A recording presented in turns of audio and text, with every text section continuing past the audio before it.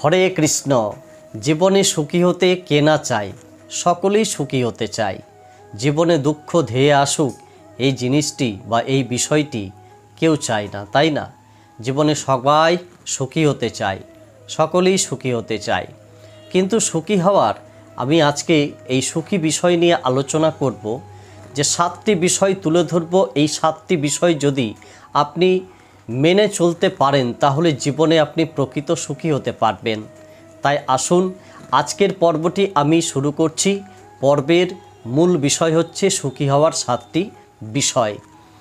তাহলে এই পর্বটি শুরু করবার পূর্বেই আপনার চরণে কোটি কোটি দণ্ডবত এবং আজকের পর্বে স্বাগত জানাচ্ছি এবং সঙ্গে থাকার অনুরোধ করছি। মূল পর্ব হচ্ছে, মূল বিষয় হচ্ছে সুখী হওয়া। তাই সুখী হতে গেলে প্রথম যে বিষয়টা আমি তুলে ধরছি সেটি হচ্ছে, প্রথমে আপনি যেখানেই থাকুন, যেখানেই ঘুমন না কেন, যে অবস্থাতেই আপনি থাকুন না কেন, বাড়িতে থাকুন, বাড়ির বাইরে থাকুন, আপনি কোথাও বেড়াতে গেলেন সেখানে থাকুন, কিন্তু ঘুমোনোটা বড় কথা নয়, কিন্তু ঘুম থেকে ওঠাটা হচ্ছে বড় কথা। ঘুম থেকে উঠে কিছু কাজ আছে। ঘুম থেকে কখন উঠবেন? ব্রহ্ম মুহূর্তে। যদি না উঠতে পারেন, যেটা সময় আপনি ঘুম থেকে উঠছেন সেই সময়ে আপনি প্রথমেই স্রষ্টার কাছে কৃতজ্ঞতা জানান। স্রষ্টাকে বলুন মনে মনে যে, হে ভগবান, আপনার চরণে আমি কোটি কোটি দণ্ডবত নিবেদন করছি। যদি আপনার চরণে কোনো ভুল ত্রুটি হয়ে থাকে, কোনো ভুল ত্রুটি অন্যায় অপরাধ করে থাকি, ক্ষমা করবেন। আর আপনাকে চির কৃতজ্ঞতা জানাচ্ছি, অজস্র ধন্যবাদ জানাচ্ছি আপনাকে যে আজও আমি বেঁচে আছি। এই কথাটি ঈশ্বরের উদ্দেশ্যে আপনি বলবেন। এই কথাটি ঈশ্বরের উদ্দেশ্যে বলতে গেলে ঈশ্বর সন্তুষ্ট হয়ে আপনাকে কৃপা করে থাকেন। এই বিষয়টি মাথায় রাখবেন। এর পরবর্তী যে বিষয়টি, যে ঘরের খাবার আপনি বেশি খাবেন, বাইরের খাবার কম খাবেন। আপনি ঘরে যেটা রান্না হচ্ছে, যেটা মানে পরিপাক হচ্ছে, যেটা আপনার বাড়িতে তৈরি হচ্ছে, সেই খাবারটা বেশি করে খান। অর্থাৎ বাড়ির খাবার বেশি করে খান, বাড়িতে যাই জুটুক না কেন। কিন্তু বাইরে আপনি খাবার খাবেন না। খাওয়াটা আস্তে আস্তে ধীরে ধীরে ছেড়ে দেওয়ার অভ্যাস করুন। বাইরের খাবার খাবেন না, তাতে ক্ষতি করবে, তাতে ক্ষতি করবে। ক্ষতি হওয়া মানে কি? শারীরিক ক্ষতি। আর শারীরিক যদি আপনার কমজোরি হয়ে যায়, শারীরিক অসুস্থতা বোধ করেন, তাহলে আপনি তো সুখীও বোধ করতে পারবেন না। তাই এই বিষয়টি মেনে চলুন।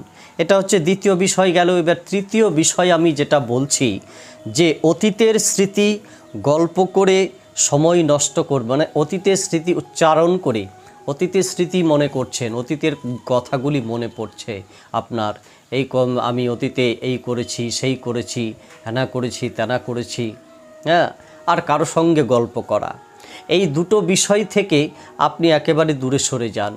এই দুটো বিষয় কখনোই করতে যাবেন না। হ্যাঁ, তাতে কি হয়? আপনার বৃথা সময় নষ্ট হয়ে যায়।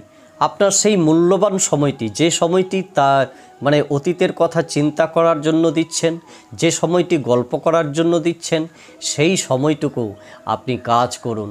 আপনার কোনো কাজ না থাকে, হরে কৃষ্ণ মহামন্ত্র জপ করুন। তাতে আপনার অনেক লাভ আছে, তাতে আপনার অনেক লাভ আছে। তাই এই বিষয়টি এড়িয়ে চলুন। এবারে হচ্ছে চতুর্থ যে বিষয়টি বলবো, প্রতিদিন অন্তত 30 মিনিট করে আপনি পায়ে হাঁটুন। আর নইলে আপনি যোগা, ব্যায়াম ইত্যাদি করুন, এটার অভ্যাস করুন। এতে কি হয়? শারীরিক পরিবর্তন আসে। কারণ স্বাস্থ্যই হচ্ছে একমাত্র সম্বল। স্বাস্থ্য যদি আপনার ভেঙে পড়ে তাহলে আপনার জীবনটা ছারকার হয়ে যাবে, তাই না? তাই স্বাস্থ্যকে ঠিক রাখার জন্য প্রত্যেক দিন 30 মিনিট করে সকালে অথবা বিকেলে আপনি পায়ে হাঁটুন, আর না হলে যোগা, ব্যায়াম ইত্যাদি করতে পারেন। এই বিষয়টি মাথায় রাখবেন। তারপরে বলছে 5 নম্বর বিষয়টি, প্রতি রাত্রে ঘুমানোর আগে, প্রত্যেক রাত্রে, প্রতিদিন আপনি যেখানে, প্রথমেই বললাম যে যেখানে আপনি ঘুমানোটা বড় কথা নয়, কিন্তু এই যে কাজগুলি, এই কাজগুলি হচ্ছে বড় কথা। প্রত্যেক দিন ঘুমানোর আগে আপনি মা বাবাকে ধন্যবাদ দেন। কারণ মা বাবার জন্য পৃথিবীর আলো বাতাস দেখেছেন। তাদের চরণে প্রণাম নিবেদন করুন। তারপরে গুরুদেবের চরণে প্রণাম নিবেদন করে, তারপরে আপনি স্রষ্টার চরণে প্রণাম নিবেদন করে তারপরে ঘুমন। এটা হচ্ছে নিয়ম। এই নিয়মটা মেনে চলুন। মা বাবা আমাদের জন্য অনেক কিছু করেছে এবং তাদের জন্যই আমি আজকে নিজের পায়ে দাঁড়িয়েছি। এই বোধটা নিজের মধ্যে নিয়ে আসুন, এই জ্ঞানটা নিজের মধ্যে নিয়ে আসুন, নিজের চেতনা বাড়ান এবং নিজের চেতনা বাড়িয়ে বাবা মার চরণে প্রণাম নিবেদন করুন, গুরুদেবের চরণে এবং স্রষ্টার চরণে প্রণাম নিবেদন করে তারপর আপনি ঘুমোতে যান। এই বিষয়টি অবশ্যই মাথায় রাখবেন। এর পরবর্তী যে বিষয়টি বলছে যে 6 নম্বরে, খারাপ সময়ের জন্য দুঃখ করবেন না, ভালো কিছুর জন্য অপেক্ষা করুন। খারাপ সময় আসতেই পারে, মানুষের জীবন সব দিন একরকম যায় না। কখনো আপনাকে লবণ ভাত খেতে হবে, কখনো আবার আপনাকে অনেক ভালো জিনিস খেতে হবে। এটা আছে নিয়ম, কখনো খারাপ কখনো ভালো, কখনো ভালো কখনো খারাপ।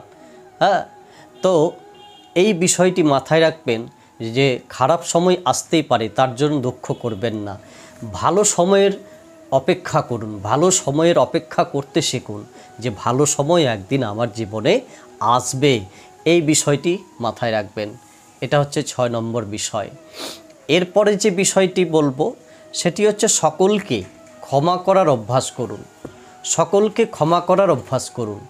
আপনি সকলের মাঝে আপনি নিজেকে জাহির করার চেষ্টা করবেন না।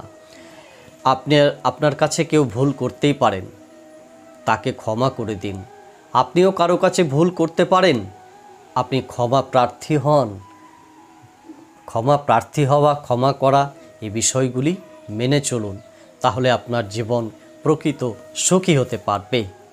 তাই এই যে 7টি বিষয় বললাম, এই 7টি বিষয় অবশ্যই মেনে চলুন জীবনে প্রকৃত সুখী হওয়ার জন্য। আজকের এই ছোট্ট পর্বটি এখানেই আমি শেষ করছি। হরে কৃষ্ণ। ভালো থাকুন, সুস্থতা জীবন আপনার কামনা করে এখানেই শেষ করছি। হরে কৃষ্ণ।